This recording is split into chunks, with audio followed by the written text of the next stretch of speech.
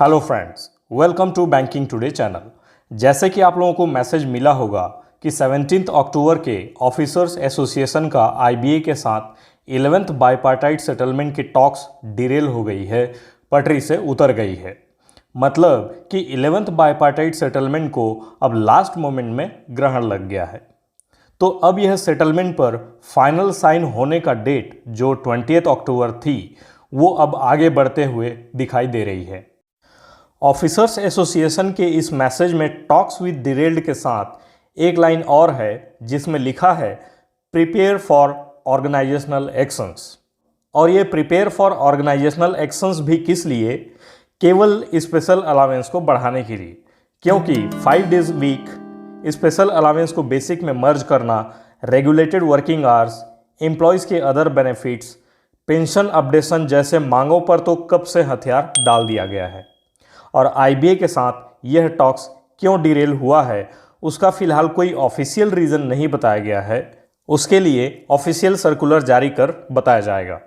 लेकिन जानकारी के मुताबिक 15 अक्टूबर का जो मीटिंग हुआ था ऑफिसर्स एसोसिएशन और आईबीए के बीच, उसमें ऑफिसर्स एसोसिएशन स्पेशल अलावेंस को 16.4% बढ़ाने पर एग्री हो गए थे। बट इस बात को उन्होंने ना तो वर्कमैन यूनियंस को बताया और ना ही आम बैंकर्स को। और क्योंकि एआईबीओसी एक बड़ा ऑर्गेनाइजेशन है, तो कूटनीति कर आईबीए उनको मना लिया, यह सोचते हुए कि वर्कमैन यूनियंस तो मान ही जाएंगे। लेकिन जब वर्कमैन यूनियन का मीटिंग हुआ आईबीए के साथ, तब इनको आईबीए ने बताया कि ऑफिसर्स एसोसिएशन 16.4% में मान गया है, तो आप लोग भी जॉइंट नोट में इनिशियल कर दो उतने ही परसेंट के साथ, जिसे वर्कमैन यूनियन ने मना कर दिया, अपना विरोध जताया।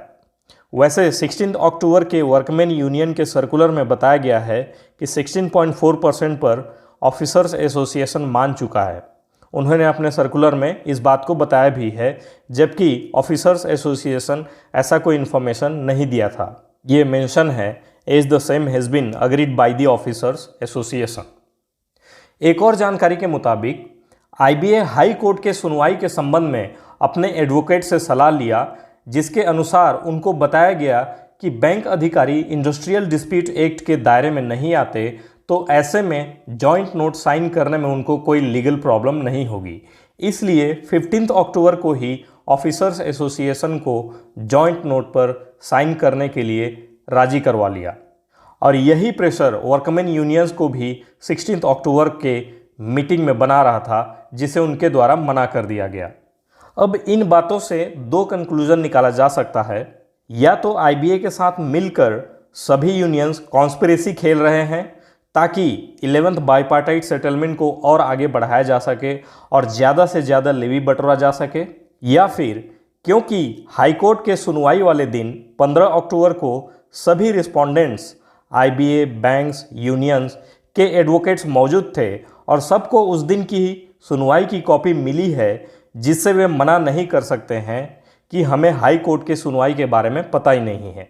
इसलिए इस बात को संज्ञान में लेते हुए 22 अक्टूबर को होने वाले हाई कोर्ट की अगली सुनवाई तक वेट करने के लिए यह बहाना बनाया हो। वैसे यह बात और क्लियर हो जाएगा जब ऑफिसर्स एसोसिएशन के द्वारा 17 अक्टूबर के मीटिंग का सर्कुलर जारी किया जाएगा, तब आपको इसके बारे में डिटेल्ड जानकारी दी जाएगी। वैसे इस बारे में आपके क्या व्यूज़ हैं, उसे कमेंट करके ज़रूर बताइए और इस वीडियो को लाइक कीजिए, शेयर कीजिए। और यदि आपने हमारे इस चैनल को सब्सक्राइब नहीं किया है तो प्लीज़ सब्सक्राइब कर लीजिए, ताकि हमारे सारे वीडियो के अपडेट्स आप तक पहुंचता रहे। धन्यवाद।